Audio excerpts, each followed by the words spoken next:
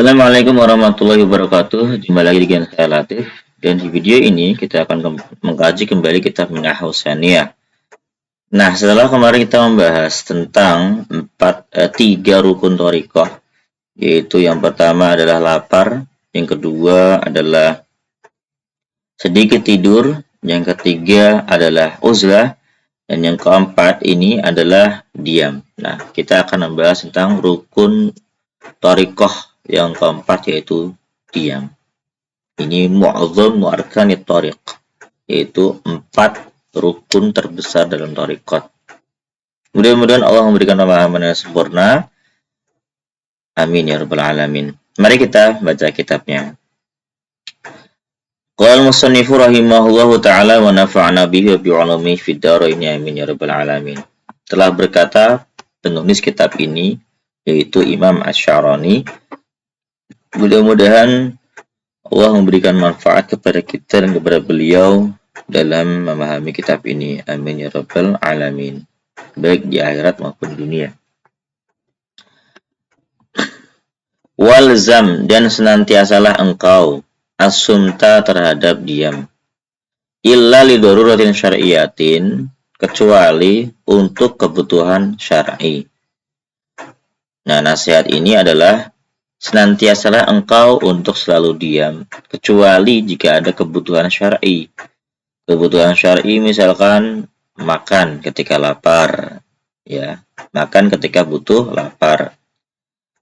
Atau misalkan jual beli, itu kebutuhan syar'i juga. Kita butuh sesuatu. Artinya kalau kita butuh akan sesuatu dan itu kebutuhan primer ya teman-teman, maka baru kita berbicara. Maka kalau seperti itu, setiap pembicaraan kita itu ada nilainya, ada faidahnya. Jadi setiap perkataan kita bermanfaat, dan tentu kita niatkan ngomongnya berbicara ini lillahi ta'ala, sehingga setiap pembicaraan akan menilai pahala. Kalau nggak ada faidah ya diam. Maka di sini senantiasalah diam, kecuali kalau ada kebutuhan syar'i atau darurat syariah. Qala sallallahu alaihi wasallam. Qala telah bersabda Rasulullah sallallahu alaihi wasallam, man sarrahu, barang siapa yang membahagiakan hu kepada man, ayyaslama, terhindar siapa man dari segala bahaya, fal yalzam, maka hendaknya bersenantiasa siapa man asumta terhadap diam. Jadi mudahnya kita terjemahkan, barang siapa yang ingin terhindar dari mara bahaya, barang siapa yang ingin selamat dunia dan akhirat, maka hendaknya dia itu senantiasa diam. Itu hadisnya. Ini hadis riwayat siapa? Riwayat Imam At-Tabari. Nah, di sini bisa lihat ini Imam At-Tabari, At-Tabrani ya, dalam Al-Mu'jam Al-Awsat, dan juga diriwayatkan oleh Abu Ya'la fil Musnad dari Anas. Dari sahabat Anas ya berarti ini ya.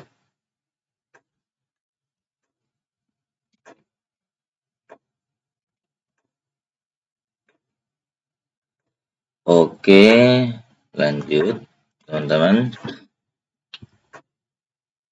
Wa kana al-ustadz. Nah, ini nasihat-nasihat dari para salafus saleh. Ada juga yang bukan salaf sih, tapi orang-orang arif dalam orang dulu. Wa kana al-ustadz al-Qushairi. Ada siapa Ustadz Al-Qushairi rahimahullahu ta'ala, semoga Allah mengasihi beliau, yaqulu, yaitu berkata siapa Ustadz Al-Qushairi, innama asaral qawmu as-sumta, sesungguhnya lebih memilih siapa al-qawm, para ulama, as-sukuta, terhadap diam, lama alimu, karena mereka mengetahui, anal kalama, bahwasanya pembicaraan, minal afati, adalah sebagian dari kerusakan-kerusakan. Jadi mereka mengetahui perkataan, kalam, itu sebuah kerusakan, sebagian dari kerusakan. Walima summa lima fihi min hadin nafsi, Kemudian karena dalam ucapan perkataan itu terdapat hadzun nafsi. Hadzun nafsi itu keinginan apa namanya? Keuntungan pribadi, hal atau nafsu. Ada unsur nafsu, menginginkan keuntungan pribadi. Itu nggak baik. Harusnya bukan hadzun nafsi kalau kita berbicara. Jadi dalam perkataan kita tadi harus sesuai dengan apa yang dituntun Allah Subhanahu wa taala. Itu baru. Jadi ucapan-ucapan kita harus sesuai dengan apa yang diperintahkan oleh Allah Subhanahu wa taala. Kalau ada hadzun nafsi, maka itu kekurangan, kerusakan dalam perkataan. Wa idhari sifatil madhi, dan menampakkan sifat terpuji, sifat ingin dipuji. Contoh, kita membicarakan hal-hal yang keren yang sudah kita lakukan dengan harapan ingin dipuji. Nah, sifat-sifat seperti ini ya kecacatan, keburukan juga. Mirip-mirip seperti hadzun nafsi. Wal maili, dan kecondongan, ilaman yamizu an ashkalihi bi husnulki, dan kecondongan kepada orang yang membedakan dari bentuknya dengan kebagusan berbicara. Artinya perkataan itu juga menyebabkan orang akan cenderung kepada orang lain, atau orang akan cenderung kepada orang yang dia itu istimewa dengan ucapan yang bagusnya, retorika yang bagus. Jadi orang akan cenderung menarik kepada orang, cenderung menyukai orang yang retorikanya bagus, walaupun isinya nggak ada isinya, nggak ada bobot isinya. Ya, seperti itu. Ini kerusakan. Kecuali kalau ucapan bagus ini mengandung hikmah, mengandung mengandung berbagai hal yang dapat kita petik untuk menambah ketakwaan dan keimanan, itu bagus ya. Tapi kalau kata-kata kita itu kata-kata untuk dipuji, untuk dianggap hebat, itu kerusakan. Itu kerusakan. Hatta misalkan kita berbicara bagus, kita berbicara sunnah, kita berbicara hadis, tapi niat kita ini untuk dipuji dari perkataan-perkataan kita itu. Itu juga sama saja keburukan, teman-teman. Wa ghairi hada, dan selain ini min afatil kalam, dari kerusakan-kerusakan kalam. Jadi kalam ini banyak sekali kerusakannya. Kalau bukan digunakan untuk kebutuhan syariat, itu semuanya bisa jadi anfaidah, nggak faidah. Dan bahkan malah menjerumuskan kita ke neraka. Nauzubillah ya. Efek dari perkataan yang anfaidah, yang hadzun nafsi, yang ingin dipuji, yang membuat dirinya merasa istimewa dengan perkataan-perkataannya, nah itu buruk semua, teman-teman. Ini perkataan-perkataan buruk. Maka kita harus menjaga kata-kata kita. Makanya orang yang cerdas itu orang yang dia berpikir 1000 kali sebelum dia berkata. Perkataan saya ini untuk apa, penting apa enggak, dibutuhkan apa enggak, sesuai syariat apa enggak perkataan. Contoh mau ngobrol sama teman ya, obrolan kita ini bagus apa enggak gitu. Nah, kalau kita ngobrol sama teman, usahakan niatnya untuk silaturahim. Itu obrolan yang bagus pasti. Karena nggak dilarang juga ngobrol. Ingat ya, asalkan pembicaraan itu membawa kepada kebaikan, membawa kepada hal yang dianjurkan syariat, maka pembicaraan itu boleh. Bahkan dianjurkan berbicara itu. Tapi kalau nggak ada manfaatnya sama sekali, udah nggak ada manfaatnya, menjerumuskan diri kita ke dalam keburukan misalkan, itu nggak dianjurkan. Maka harus berpikir sekali dalam berbicara ini. Untuk apa kita berbicara ini? Ini yang saya tangkap dari kata-kata Ustadz Al-Qushairi ini. Pentingnya. Lanjut. Wakana Syekhul, dan ada siapa Syekh Abu Bakar bin Ayyash Syekh Abu Bakar bin Iyas rahimahullah ta'ala yaqul, beliau berkata ya, Syekh Abu Bakar bin Iyas, nanti bisa cari biografinya di internet. Kasratul kalam, adapun banyaknya berbicara, itu tunsyifu, menyerap al-hasanati, terhadap kebaikan-kebaikan. Kama tunsyiful ardus, bagaimana bumi menyerap ba'dal ma'i, setelah hujan turun. Jadi ibarat amal kita itu seperti hujan, banyak turun. Tapi kalau kita banyak bicara, air hujan itu akan merembes ke tanah, hilang. Amal-amal kita kalau banyak bicara itu seperti itu, merembes ke bumi, hilang. Artinya apa? Pahala-pahala amal kita yang banyak itu bisa merembes, hilang kalau terlalu banyak bicara. Kenapa? Karena terlalu banyak bicara itu menimbulkan banyak kesalahan, menimbulkan banyak kemudorotan, menimbulkan banyak yang nggak faedah. Sehingga apa? Sehingga menggerus amalia-amalia soleh kita sedikit demi sedikit sampai habis. Nauzubillah, ya memang ini harus diperhatikan, berbicara ini harus diperhatikan betul. Wa kana al-fudailu ada siapa Imam Syekh Al-Fudail rahimahullah ta'ala, ini beliau salah seorang salaf ya.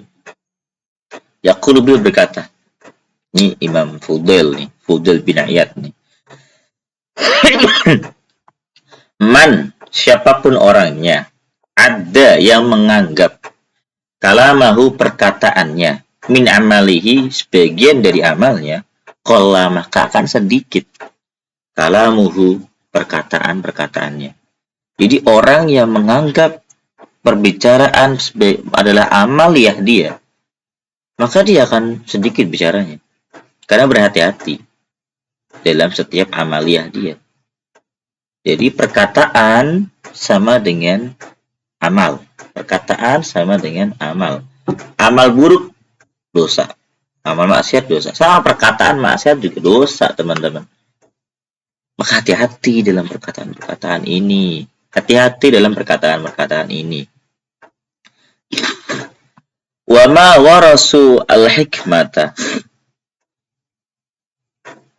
dan tiadalah mereka mendapatkan al-hikmata, hikmah, illa bisunti, kecuali dengan diam, wa tafakuri, dan bertafakur. Para ulama-ulama, para ahli hikmah, mereka itu tidak mendapatkan hikmah kecuali dengan diam dan tafakur. Nah, dari sini kita tahu jalan untuk mendapatkan hikmah itu adalah dengan diam dan tafakur. Jadi Al-Quran itu, dalam Al-Quran Allah berfirman, وَمَنْ يُؤْتَ الْحِكْمَةَ فَقَدْ أُوتِيَ خَيْرًا كَثِيرًا. Barang siapa yang diberikan hikmah, maka dia sudah diberikan kebaikan yang sangat banyak. Allah menyifati al-hikmah sebagai khairun katsir, kebaikan yang banyak. Dan hikmah itu hanya bisa ditemukan dengan apa? Dengan diam dan tafakur. Maka dari itu teman-teman, kalau kita ingin mendapatkan hikmah, harus senantiasa diam dan bertafakur. Tapi nggak diam-diam terus kayak orang bodoh ya. Diam ya dengan emang karena diam. Karena nggak perlu ada ucapan, nggak perlu ada omongan, ya diam saja begitu. Nah ini yang menyebabkan kita mendapatkan hikmah. Kata Kuzbah juga, sedekah terbaik itu hikmah. Kalau kita sudah dapat hikmah, kita tulis tuh hikmah. Kita sampaikan ke teman kita sampaikan ke orang lain. Itu menjadi sedekah. Perkataan yang didapatkan dari hasil diam dan bertafakur, ya, bertafakur dalam ilmu-ilmu agama, ilmu hikmah, ilmu falsafah, itu merupakan hikmah yang bisa kita sampaikan ke orang lain. Atau kita kenalnya hikmah itu kata-kata bijak lah, itu hikmah lah. Kata-kata bijak. Dapat dari mana? Asun buat tafakur. Diam dan tafakur, berpikir. Modalnya apa? Modalnya ilmu, teman-teman. Kalau nggak ada ilmu, nggak bisa keluar produk, nggak bisa keluar hikmah. Harus ada ilmunya dulu, baru bisa mengeluarkan hikmah. Jadi hikmah itu khair kasir. Hikmah itu kebaikan yang sangat banyak. Gitu, teman-teman ya. Wal wara'u, adapun bersikap wara' fin nutqi dalam ucapan itu asyaddu lebih dahsyat minhu daripada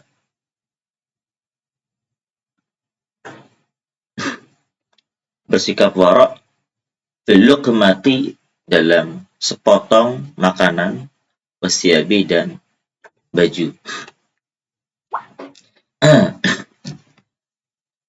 Jadi bersikap wara' menjaga diri dari yang haram.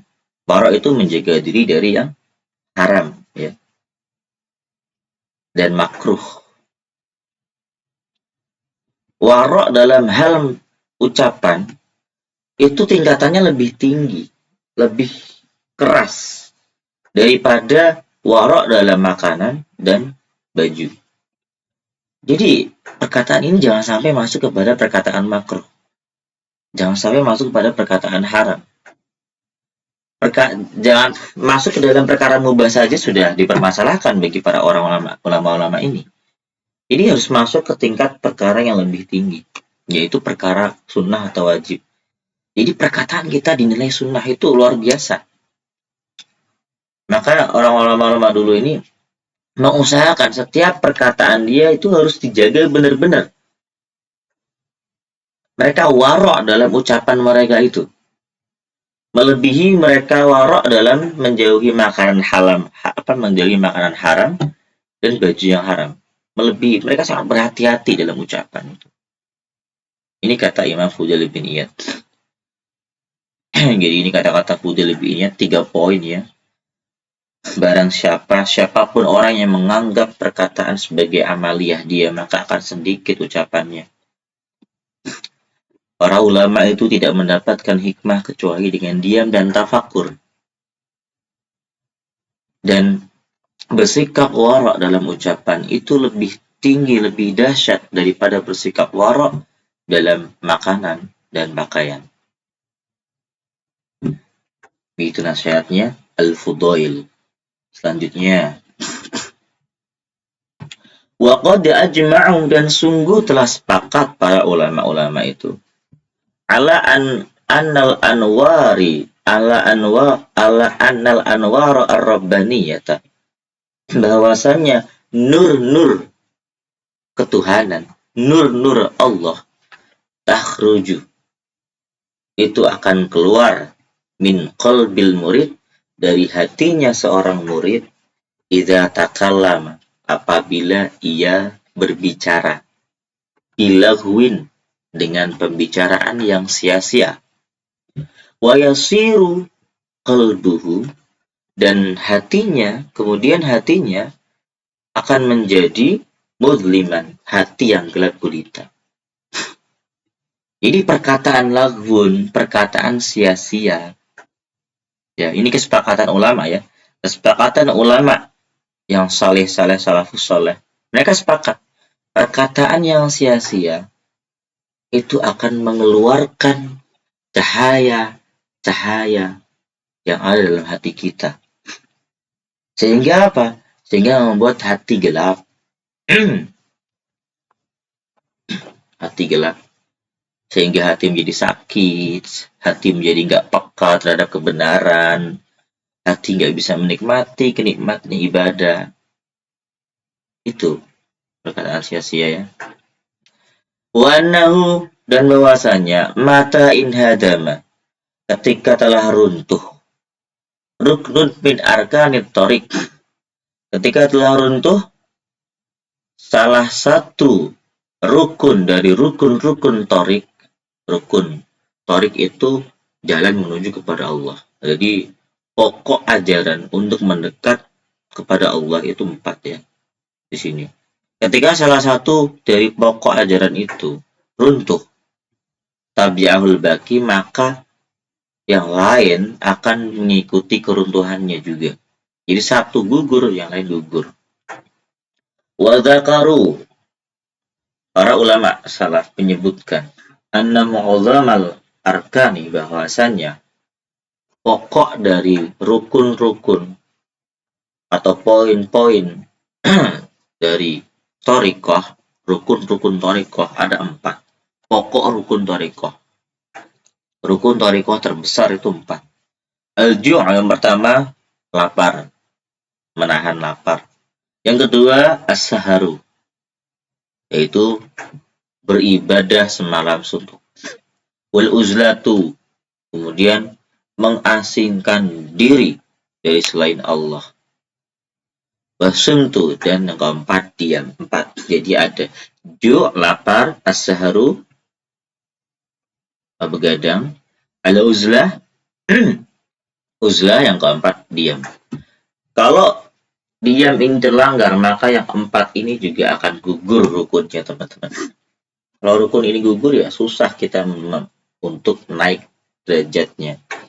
Kalau 4 ini gugur, susah kita untuk naik mendekat kepada Allah Subhanahu wa Ta'ala.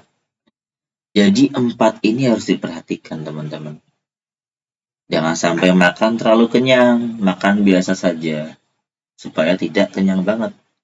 Jadi ju-nya itu masih dapat. Tapi kalau makan terlalu kenyang, udah melanggar ju, lapar. Wasaharu, nah ini nggak boleh dipakai. Semua yang kedua adalah as-saharu. Dalam waktu malam kita harus ada waktu yang dipakai untuk ibadah. Jangan sampai semuanya full untuk tidur. Nggak boleh. Ini bagi murid ya. Bagi seorang murid. Yang ketiga, uzlah. Diri ini harus selalu terhubung kepada Allah Subhanahu wa Ta'ala dimanapun kita berada. Ini uzlah. Kemarin kita udah bahas tentang uzlah ya. Dimana uzlah itu hati kita harus selalu berhubung kepada Allah Subhanahu wa Ta'ala. Sedangkan fisik kita itu melakukan kegiatan sehari-hari, berdagang, bekerja, dan apapun itu bebas. Tapi hati harus selalu merasa asing dari semua orang. Hati harus selalu mendekat kepada Allah Subhanahu wa Ta'ala. Ini hati, teman-teman. Jadi hatinya yang mengasingkan diri. Tubuh fisik bermain biasa. Masak, makan, dan sebagainya. Ngobrol. Tapi hati harus. Yang termat, asumtu. Senantiasa diam kecuali kalau misalkan ada kebutuhan syar'i, dia harus berbicara, maka dia berbicara. Jadi bicaranya itu harus sesuai anjuran syariat. Entah itu masuk kategori sunnah atau masuk kategori wajib berbicara. Jangan sampai pembicaraannya itu lahun, sia-sia, tidak ada faidah. Ya, 4 ini harus dijaga, teman-teman. Supaya bisa naik, supaya hati kita bisa naik untuk mendekat kepada Allah Subhanahu wa Ta'ala. Wa ma zada ala dzalika, adapun rukun-rukun yang lebih dari ini, bahwa minat tawabi, maka rukun-rukun yang selebihnya ini itu mengikuti. Jadi kalau kita sudah bisa 4 ini, maka kita akan bisa sabar, maka kita bisa tawakal, kita bisa ikhlas, kita bisa memanfaatkan seluruh waktu kita untuk Allah SWT. Masya Allah. Ini kata-kata Imam Asy'arani, bukan kata-kata saya ya. Ini pemahaman yang saya dapat dari sini ya. Masya Allah, ini luar biasa. Wa ansyadu, dan para ulama, mereka menasyidkan, membuat suatu syair.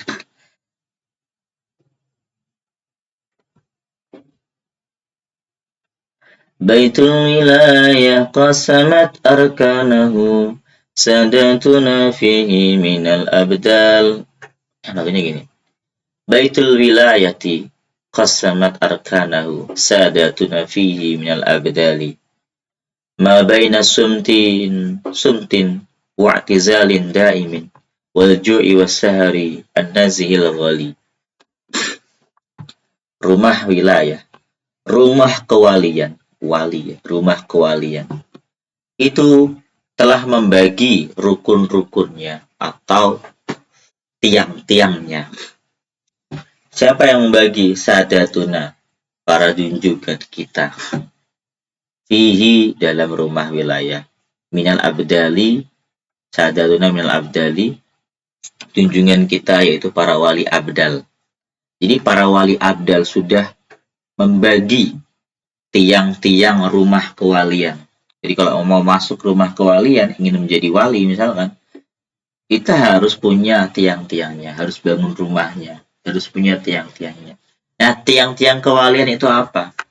Nah, di sini, ma baina sumtin wa i'tizalin daimin. Yang pertama, rumah kewalian itu dibangun antara satu, diam.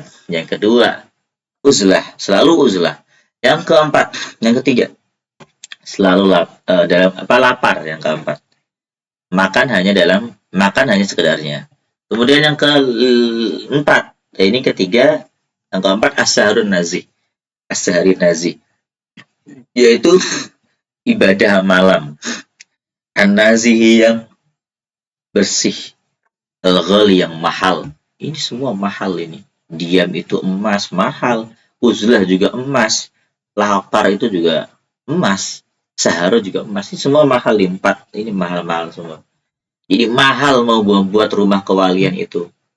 Yaitu diam, uzlah, lapar, dan juga bangun malam untuk beribadah insaharul layali. Jadi kalau orang ingin jadi wali, ingin punya rumah kewalian, masuk ke dalam rumah kewalian, dia harus membangunnya dengan 4 pilar. Pilar pertama adalah diam, berbicara seperlunya sesuai syariat. Yang kedua, uzlah. Yang ketiga, lapar. Jadi makan secukupnya, nggak sampai kenyang banget. Secukupnya saja. Kemudian yang keempat adalah begadang malam. Ya, walaupun 1 jam, apa-apa. Tapi kalau hebat ya, sejadi setengah malam itu dipakai untuk beribadah. Ya, kita sedikit-sedikit mencoba ya. Ini kata siapa? Kata Imam Asy-Sya'rani. Ya, mudah-mudahan kita mendapatkan ilmu yang bermanfaat. Di sini kita bisa melaksanakan supaya menjadi orang yang salih, betul-betul salih hatinya, zahir fisiknya, perkataannya. Ini semua nasihat-nasihat agama yang baik. Kita cukupkan pelajaran kita sampai di sini. Kalau ada yang salah, saya mohon ditegur. Karena saya juga manusia, bisa banyak salah. Dan kalau misalkan Anda suka dengan channel seperti ini, silakan di-share, komen, dan bagikan. Jika Anda ingin kajian yang lain, bisa simak di kajian-kajian saya sebelumnya supaya nyambung ya. Alhamdulillah. Cukup sampai di sini. Saya mohon maaf kalau ada salah. Jika ingin berdonasi, bisa dicek di kolom komen di deskripsi channel. Baik, assalamualaikum warahmatullahi wabarakatuh.